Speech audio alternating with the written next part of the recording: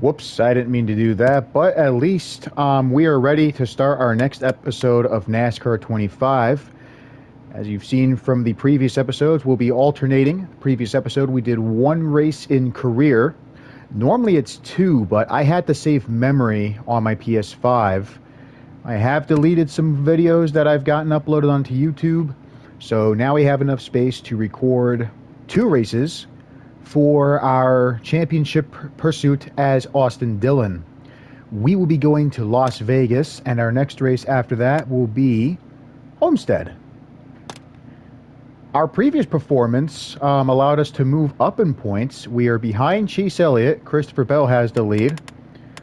I'm kind of surprised that Austin Cindric lost the lead, because you see there, he hasn't had any wins, but he was doing pretty good earlier. He had the lead for at least the first two races. But I have a feeling that we'll do pretty good ourselves. I don't think we're going to lead in points just yet, but maybe we can get our first win either here at a Homestead. Let's see how it all plays out.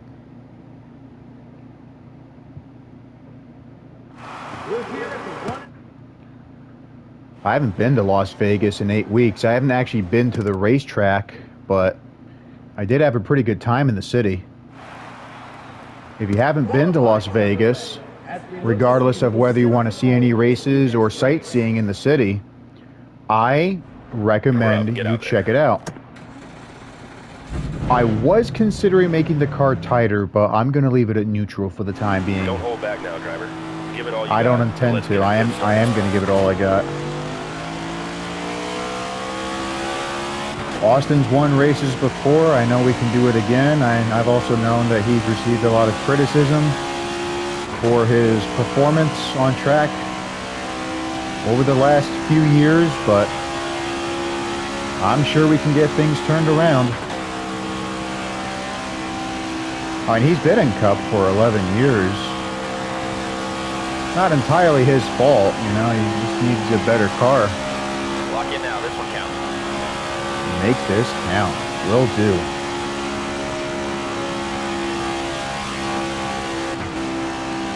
Probably should have gotten on the brakes there. I had to let off the gas just to slow down a little bit. I don't even know I'm going towards the left. I didn't have my finger on the steering stick. But everything seems okay. That's the top 5. Alrighty. Nice. That'll put us towards the front. Thank you. Let's do this. Kyle Larson. Shouldn't be surprised. I also wouldn't be surprised if he won the race. He won the championship. But you probably won't see this video until like September or December. I got like a lot of work to do with other videos. Here we go. Start it up. So we don't have a need to make it tight or loose. We'll leave the car at neutral. See what we can do with our starting position here. Green. Work our way past these 4 cars here.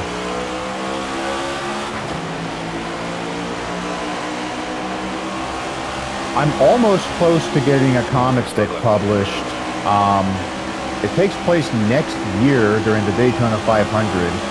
But the odd thing is that I actually worked on most of the story. I did a lot of the drawing and writing. The majority of this was done in 2024, but I first began creating the story 1 year prior to that. And most of the stuff I did in 2024, I had Tyler Reddick sponsored by McCormick. They do a lot of spices and stuff, like if you want some oregano or some, cinnamon ground. They do a lot of that kind of stuff. A lot of interesting stuff. I don't have a need for it personally, but, you know, McCormick's a good brand. Still there. I only chose to give that to Tyler Reddick because at the time, both he and Ty Gibbs were sponsored by Monster Energy. And I actually thought that Monster would leave Reddick to continue sponsoring Gibbs. However, that seems to be the other way around. Gibbs no longer has the Monster sponsor, and Reddick has it instead. That's why Ty has that solid freight thing. Inside. In this game, of course, neither of the drivers have Monster Energy. I don't understand why. Inside door. Because I feel like I've seen a cutscene either in the opening credits or the main menu where you see one of the Toyotas with Monster logos. Stay focused.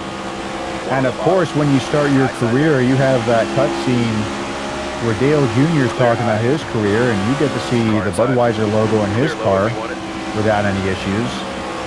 Yet, for some reason, you have no beer sponsors in this game. Clear low if you want it. To be fair, I think they should have done what Rostock Racing did earlier this decade by having You're all clear. Inside now. a similar looking logo, like for Ross's case, instead of saying Busch Beer, maybe you could say Busch Root Beer. Or Rush Root Beer. Kyle, what are you trying to do? Stay low. Don't do that ever again. You may have won the championship earlier, but that doesn't entitle you to be stupid. Clear high. Now I just got to pass our old friend Denny. Car inside. Clear inside. Dentist Hamlin, as I like to call him.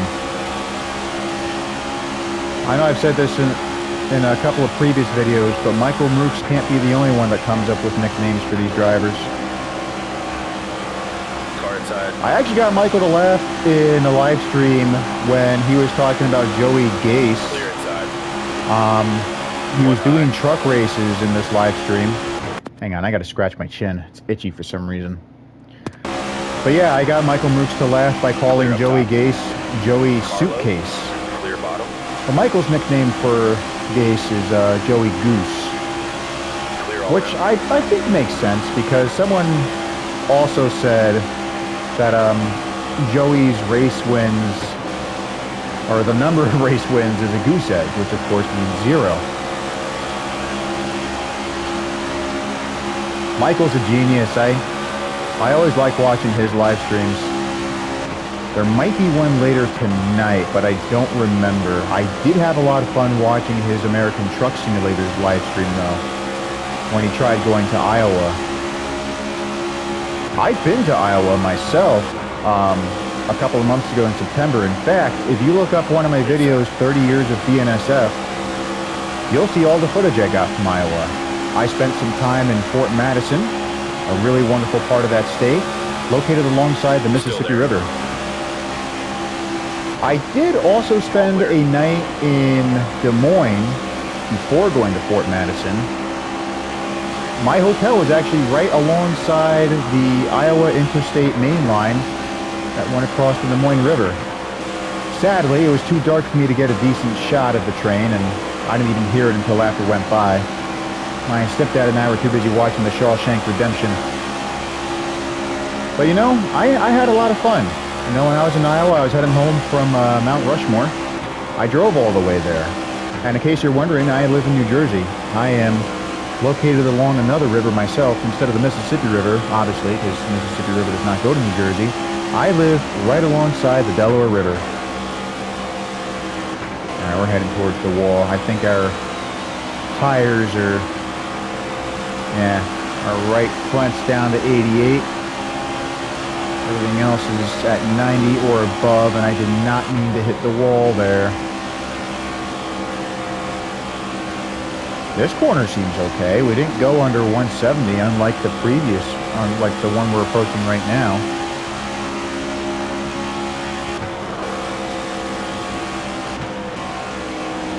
I didn't even mean to get on the apron there.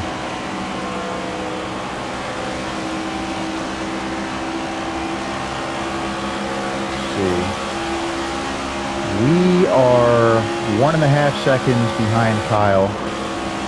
Oh, look, Justin Allgaier. How you doing, buddy? Clear high. That's not like you. I hope you... What? How did he spin out like that? Pit road is open. I know things could be better compared to how we were earlier, but I'm not worried about this. I'm not pitting. Pace cars off. You ready now? Oh, I'm ready. I was born ready. There's the green. One low. Oh, to be fair, when I was born, I didn't think I was going to be playing a NASCAR game. One thing I did predict years ago, around 2008, I predicted I'd end up in Harper's Ferry in the year 2021, and I ended up there in March of that year. Good experience. Harper's Ferry is located in West Virginia, in case anyone's curious, and I also recommend visiting that area. 3 wide. Inside. Once again, you've got a lot of train action. You've got the CSX main line and a branch that goes away from the main line. One inside. But the best part is you've got a nice view of this tunnel Clear inside. as you're looking from the station platform across the Potomac River on the Maryland side. We're not far from the train station. You can see a pretty cool tunnel that goes through a mountain. Aside from CSX, you also have passenger trains from MARC and Amtrak. MARC, of course, being the Maryland area regional commuter. The majority of their passenger trains go to and from Washington, D.C. MARC's a good railroad. I like them. Front, nice job. All right. We're in a bit of a battle here with Larson. I made a reference with Byron and Dillon, recreating the rivalry that Dale Earnhardt and Jeff Gordon had in the 90s. Imagine if Dillon and Larson were like Dale Earnhardt and Terry Labonte. Stay low. That would be true on Kyle's part, because not only is he driving the 5 car, but he's won 2 championships, just like Terry. Although, when he drove the 5 car, I liked his sponsors better. Still there. Terry had Kellogg's, and he had some cool paint schemes too. Earlier this year, Kyle did do a throwback to one of the Kellogg's cars. Outside. That was like during the final years of Winston Cup from 2001 to 03. Terry had a pretty cool paint scheme that looked like Tony the Tiger with the blue, orange, and black stripes. Halfway home. Halfway home, you don't say. I probably could have gone off the brakes a little sooner, but that's okay. We're still neck and neck with Kyle. Oddly enough, that made me think of Kyle Busch, because he also drove the 5 car. We just lost the lead.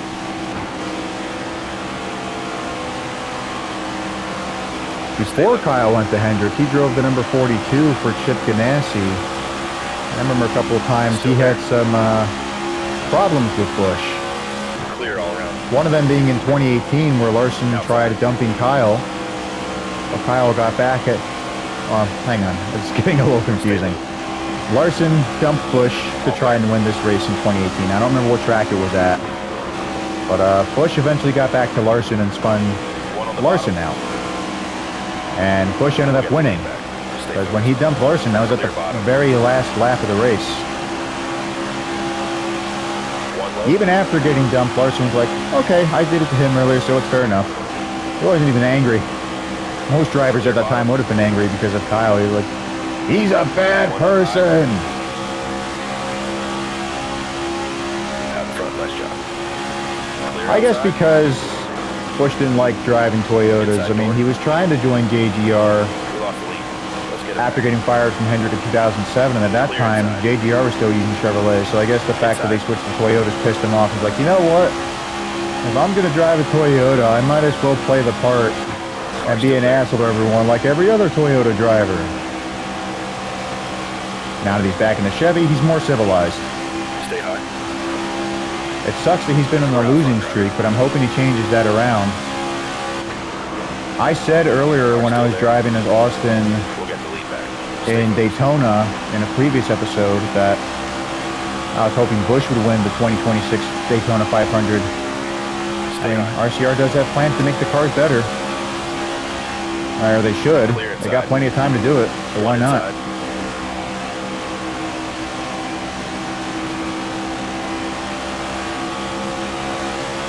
I'm trying to stay off the Larson here.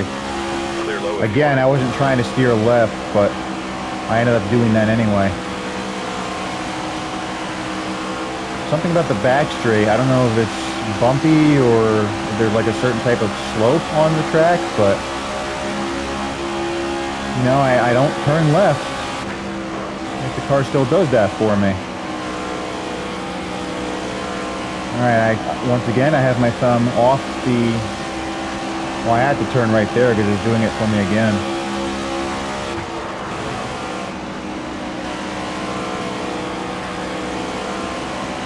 At least we're winning. We got about... Well, it's going to be 11 now that we're crossing the finish line. We've got 11 laps to go. Looks like we're pulling away from Larson there. Tires have decreased down to the 70s, yet it still feels like we're doing okay.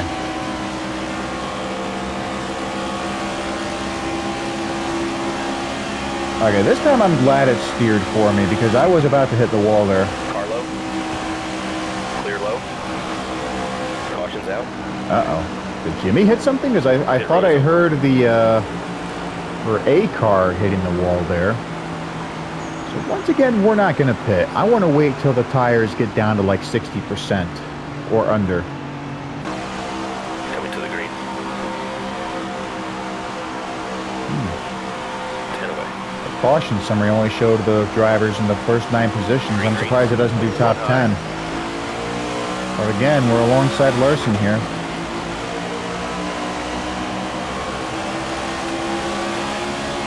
Stay low. Trying to stay low. I didn't mean to go that far down though. Still there. Trying to stay off the Larson side here. We just lost the lead. Clear. Are you sure about that? We're going to stay on the inside here. That'll help us Got the lead. get a better run on the corner. There we go. Just as I predicted. All clear.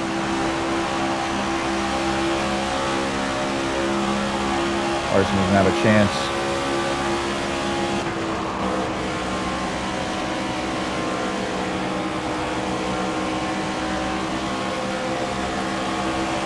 Alright, that time I steered to the left by myself, but not after I started going away from the wall. I just realized I should have gone on the brakes there. I got a little distracted. At least I managed to avoid hitting the wall there. 5 to go this time. 5 to go. Alrighty.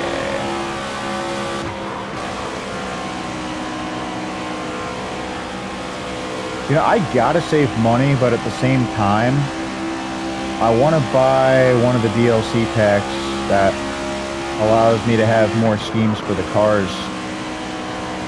I don't know if Austin Dillon has any other scheme other than this one, but I would like to see another scheme for him.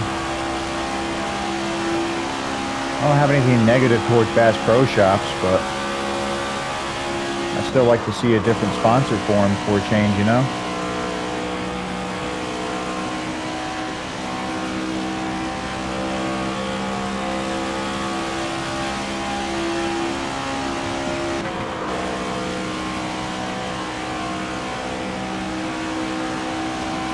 Imagine if Outback Steakhouse decided to return. But I could be wrong. They might have sponsored Ricky Stenhouse Jr. at one point sometime, either last year or the year before. But I remember Outback sponsoring Ryan Newman when he drove for Stuart Haas.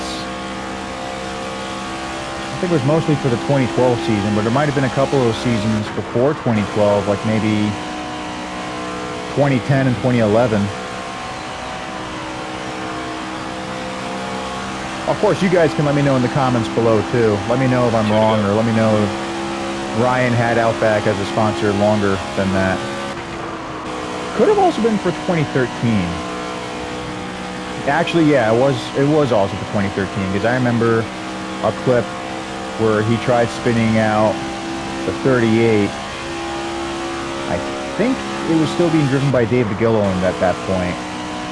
But I also remember the 38 being sponsored by Long John Silver's. One more time. Res Tree. I wonder if BetMGM's also not allowed to be a sponsor, because I remember BetMGM being on a lot of the RCR cars. Well, I shouldn't say a lot, because they only have the 3 and 8. I know they also used a 33 as a part-time thing from time to time. I remember seeing BetMGM on Austin's car for the most part, but I think Kyle also had it as a sponsor at one point. Great work out there, driver. You're unbelievable. For some reason, that felt sarcastic. He's like, "You're unbelievable." Austin Dillon, Pennzoil 400 winner. If that doesn't happen next year, or if Austin doesn't win a race at Las Vegas, I will be disappointed. 16 and a half minutes. For some reason, that felt a little longer, especially considering that we had 35 laps around there. You know what? I'm still happy with my result. I'll take it with stride, and I'll be very happy to get this next race underway. We went up to 8th place in points. I just noticed that under our number before I hit the X. Alright. Let's not do practice. I only do practice in career mode because that helps you get more reputation. When you're doing any other race, practice doesn't serve a purpose. Maybe to help you get more experience with the track, but you know, that's also why you have qualifying. Hit your marks and stay smooth and be aggressive where you need to. I don't think I've ever done a race on Homestead for this game before. I don't think we'd get in trouble, but I'm going to try and stay off the grass.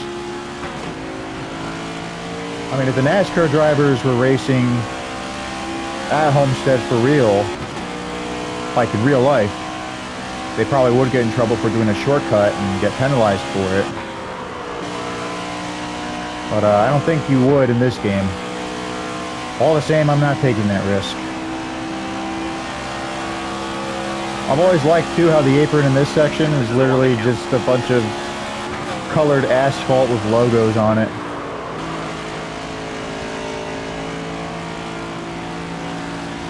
So, again, I was considering a tighter setup, but the car feels fine at neutral. If we qualify for another top 5 position, I'll be super happy. I'll let off the gas. I felt like I went a bit too fast on that curve there, but we're good. Okay, we're done. Alright, so I did not get 5th. We'll get you ready to charge to the front. But you know, this is what happens in a race. Kyle Larson got pole again? Damn. The developers must have done some update where they have Kyle do good at everything. Or maybe he'll get our revenge on us and win this next race. Anything's possible, I suppose.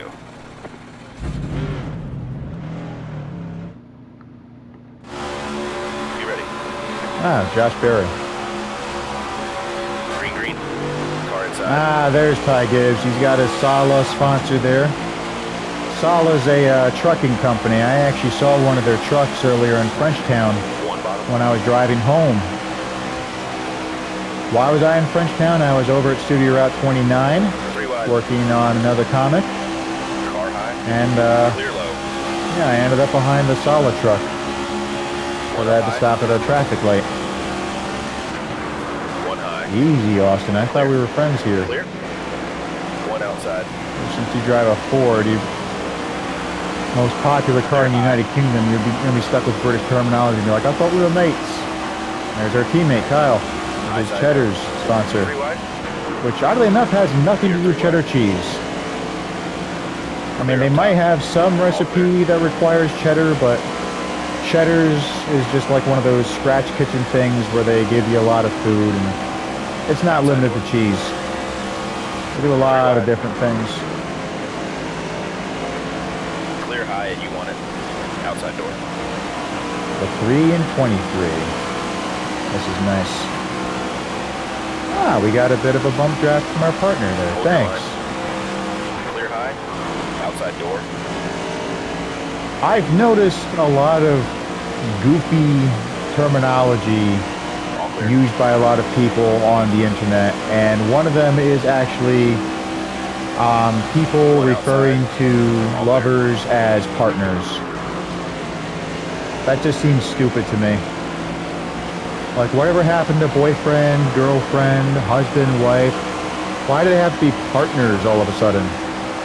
When the fuck did that shit start?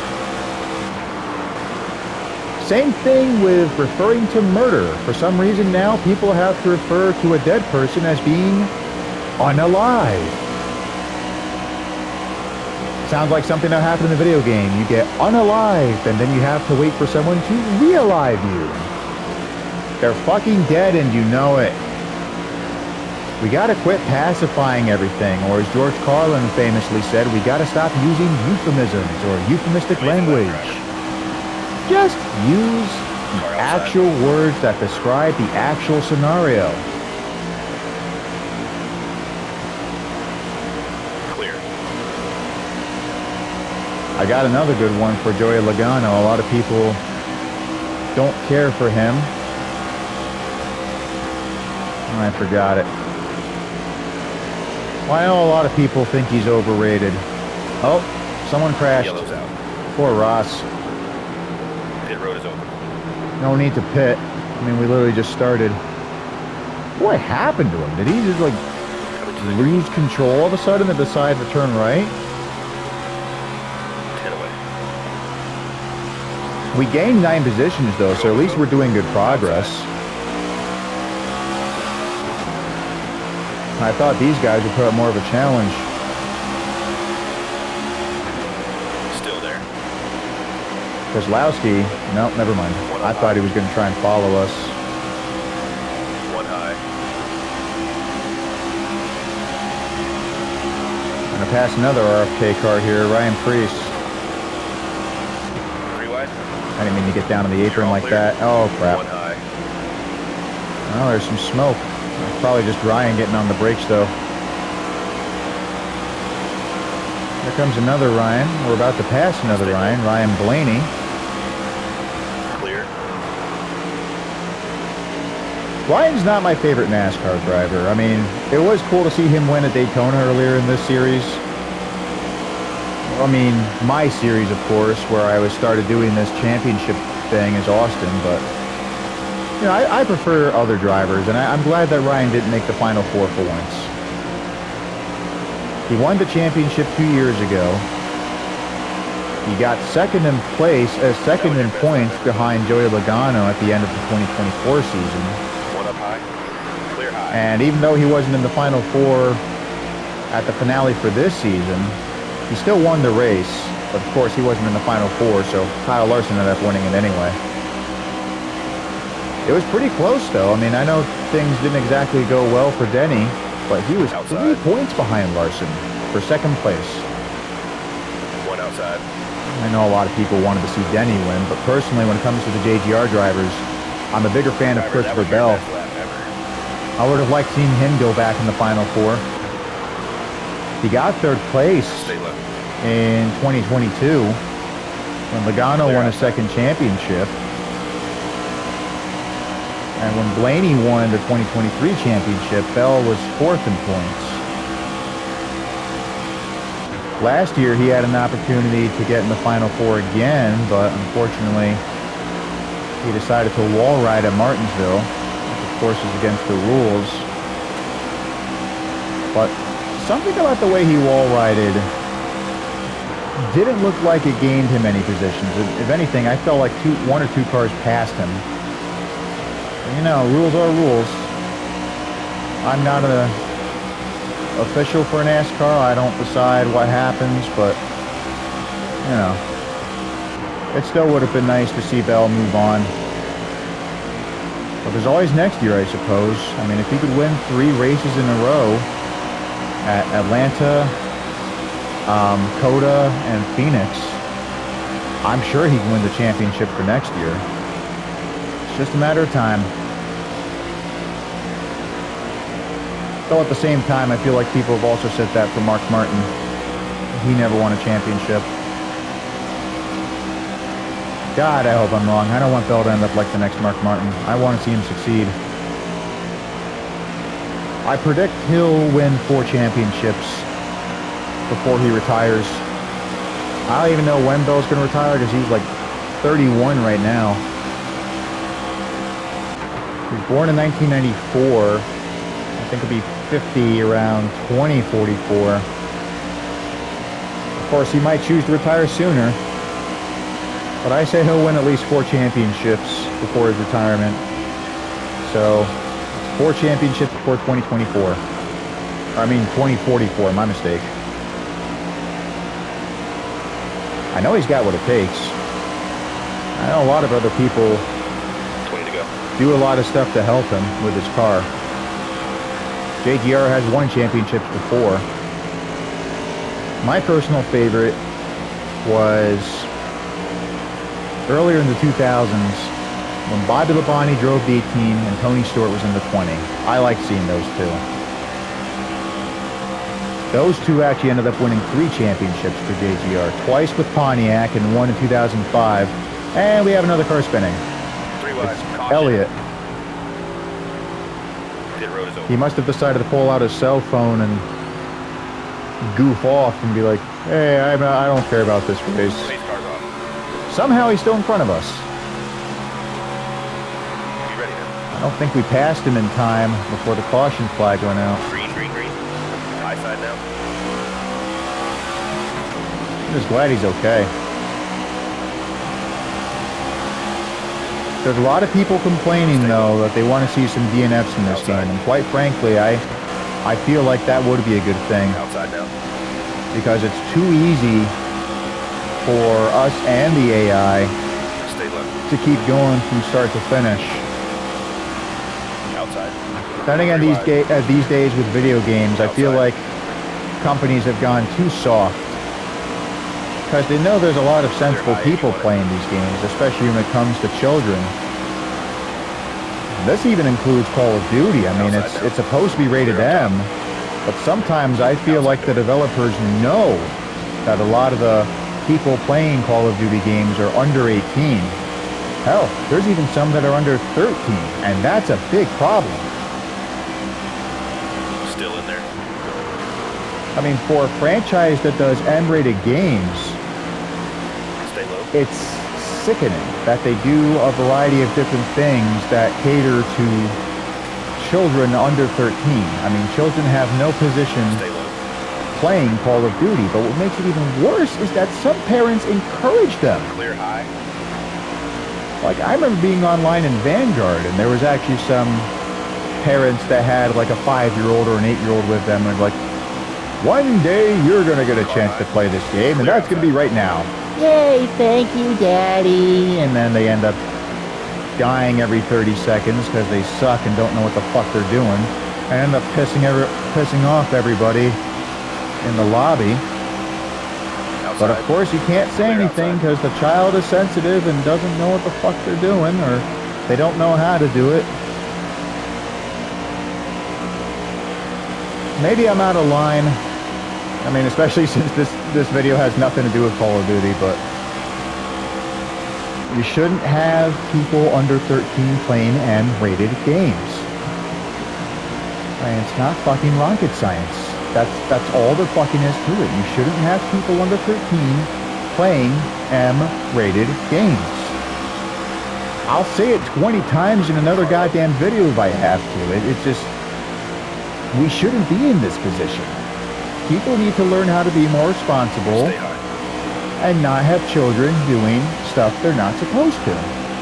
Stay high. Stay high. All right.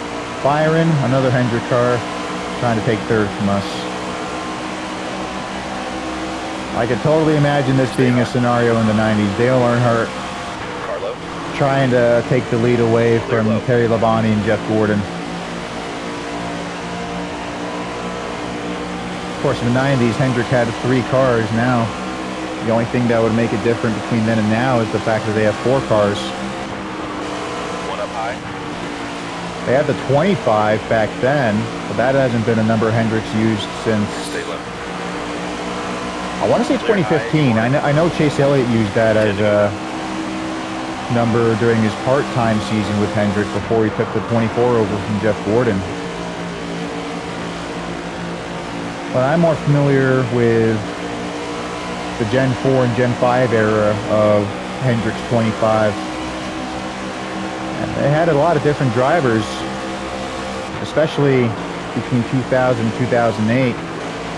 First 2 seasons, you had Jerry Nadeau, and then there was some other driver in the 25 after Jerry. I don't remember One up high. who he was, but I know he got replaced by Joe Nemechek. And for the majority of 2002, Nemechek drove the 25, and then Still there. did that for the entirety of the 2003 season. And then he got replaced by Brian Vickers, the Scottish NASCAR driver. Now, admittedly, Brian's not Scottish, but I like to tease around and say that he is because of his last nickname. Vickers was a company that made machine guns in World War II, and Vickers is actually, or was, a British company. They might still be around, but I can't say for certain. I haven't done any research. I do know Vickers made a lot of machine guns for SAS Jeeps, airplanes, basically a lot of stuff for the SAS, you name it.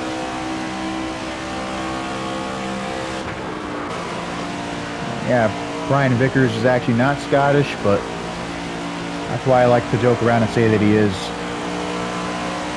So from 2004 to 06, Vickers drove the 25. 2006 was also the year he infamously wrecked his teammate Jimmy Johnson to win a race at Talladega. He planned to quit anyway to join Red Bull Racing, and when he left to join that terrible team, he got replaced by Casey Mears, who only drove the 25 for 1 season. So when they changed the 25 to the 88 for Dale Jr., Car outside. Casey went to drive the 5 after Kyle Busch left. And that's it, basically. 25 hasn't been used as a full-time number since then.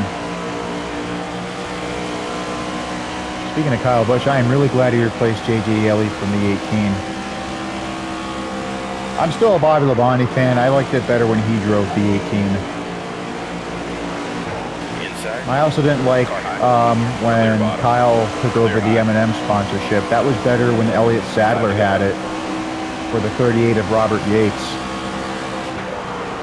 Although it's also pretty cool to see M&M's as a sponsor for MBQ Motorsports when they had the 36 Pontiac. Now, when M&M's decided to go to Elliott Sadler in 2003, MB2 changed the 36 to the 01. I think. Yeah, I think that's the case, because I also remember MB2 had the number 10 car driven by Johnny Benson. Clear up top. Johnny Benson's another driver that I thought was pretty cool back then. Well, I didn't think much of him compared to other drivers, but it was still pretty cool seeing him drive around in that Valvoline car. I don't know why I had a tough time pronouncing that. But I do know we're going to get another victory. We truly are making Dale Earnhardt proud with our strong performance. We're about to win 2 races in a row. And who knows, maybe Dale Earnhardt will be proud to see Kyle Busch and Austin Dillon perform next year. And Dale himself has been on a losing streak in the 90s. So if Kyle Busch does end up winning the Daytona 500, that would be impressive.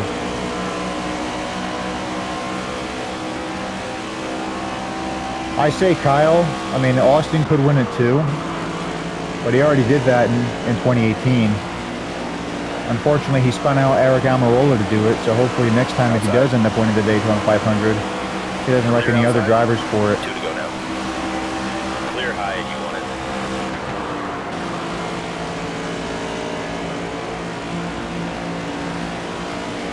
With all the complaints that Austin's had about his car not performing well, you'd think that they'd do better sooner, you know? One outside. Clear up top. Alright, I didn't mean to make contact with Nemechek. At least he didn't spin out. Clear up top. Alright, Shane Van Gisbergen. White flag right here. 1 to go.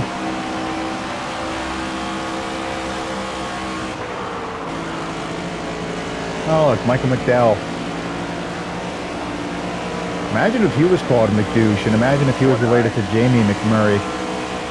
You're all Of course, they said McDouche because, again, Michael Mooks.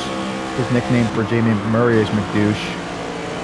But he calls Michael McDowell Michael McDonald's because he used to have a yellow car. Outside door. Of course, he wasn't sponsored by McDonald's. He was sponsored by Love's.